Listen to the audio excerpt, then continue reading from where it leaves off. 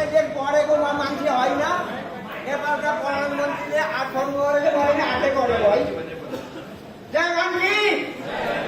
म लेखे पढेको मान्छे होइन नेपालका प्रधानमन्त्रीले 8 कक्षा पढ्नुभयो रहेछ म नै चाहिँ 8 हो अरू होइन म 36 सालदेखि टिभीमा संसदमा नेपाली काङ्ग्रेसको हो आज म घन्टी पर्ने कास्की आएर म साह्रै नै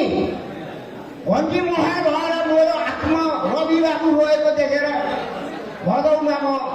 स्याङ्जाबाट घन्टी बजाउँदै गएको रहेछ घाँस काटेको थिएँ म दुखु उठ्दै गएँ एउटी स्याङ्जाकी छोरी थिइन् ती छोरीले म सोधेँ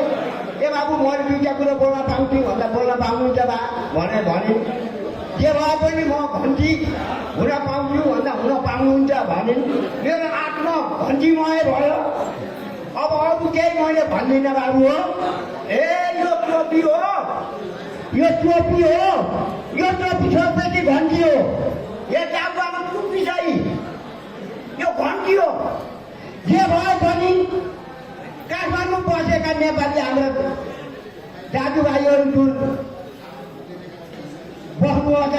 आउनुहोस् घाम नजानुहोस् घन्टीमा गएर ठोक्कामा भयो हजुरको बुवा छैन नेपाली घाम आउनुहोस् हामीले बोलाएको मैले बोलाएको आउनुहोस् हजुरको जतिको अधिकार मैले लिएको अब घाम नजानुहोस् अब छैन बेला अब बेला छैन आउनुहोस् अब त म 84 पुग्न 17 वर्ष त डरै छैन अब के को डर सही भन्नुभयो अब डर छैन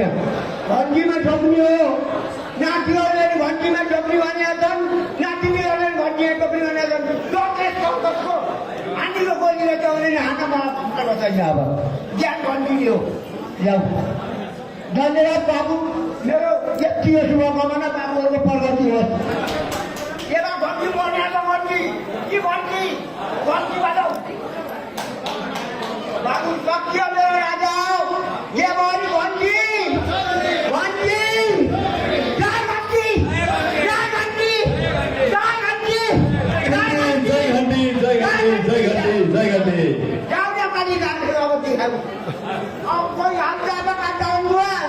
कोही पछि आएन कोही थापाको अब गएर